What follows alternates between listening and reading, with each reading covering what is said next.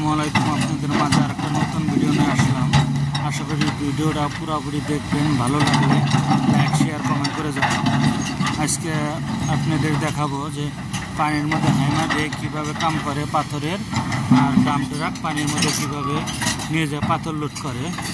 তো সেই বিষয়ে কথা বলবো। যারা ড্রাইভারি বিষয়ে আসবেন তাদের জন্য এই ভিডিওটা গুরুত্বপূর্ণ। আপনারা ধৈর্য সহকারে পুরো ভিডিওটা দেখবেন, কি লাইক শেয়ার কমেন্ট করে যাবেন। তো হাইমা ড্রাইভারের বেতন হলো কমসে কম 22। যদি যারা হাইমা পুরা চালান জানে, আমি অনেক ভিডিওতেই বলে থাকি হাইমার অপারেটরের বেতন হলো ভাই কমসে কম 10,000। যারা মোটামুটি চালান জানে, আর যারা ভালো চালান জানে তাদের জন্য কিন্তু 15,000 14,000। তো দেখেন ডাম ট্রাক কীভাবে পানির মধ্যে যায় পাথর লোড করতেছে। এটা কিন্তু ভাই বাংলাদেশের ট্রাক বলে, এখানে ডাম ট্রাক বলে। তো যারা ডাম ট্রাক চালাবেন তাদের বেতনও কিন্তু মিনিমাম 10,000 টাকা।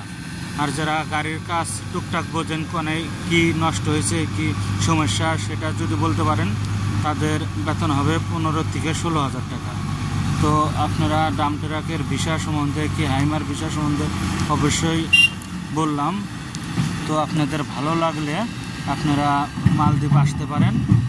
মালদ্বীপ কিন্তু অপারেটরদের বেতন ভালো বেতন। তো অনেকেই জিজ্ঞেস করে ভাই মালদ্বীপ যদি আসি তো কত টাকা লাগতে পারে। ভাই ড্রাইভারদের বেশি টাকা লাগে না, দেখা যায় ভালো ভালো কোম্পানি আছে, ওই কোম্পানিতে যদি অপারেটরের দরকার হয় দেখা যায় যে 2 থেকে 2.5 লাখ কি 1.5 লাখ টাকাই আসা যায়, তাদের বেশি টাকা লাগে না। তো